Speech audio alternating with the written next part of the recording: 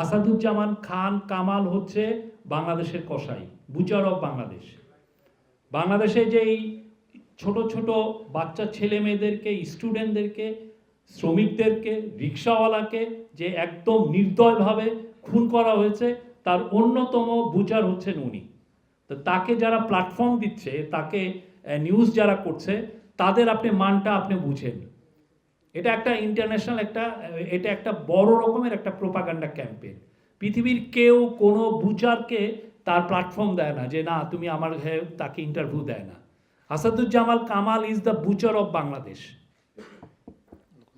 আরেকটা প্রশ্ন হচ্ছে, যে গুজবগুলো ছড়াচ্ছে তাদের বিরুদ্ধে কি তথ্য মন্ত্রণালয় বা কোনোভাবে কোনো ব্যবস্থা নেওয়া হবে কিনা?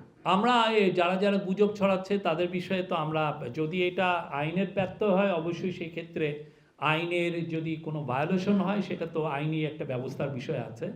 তা আমাদের এই বিষয়ে আইনি বিষয়টা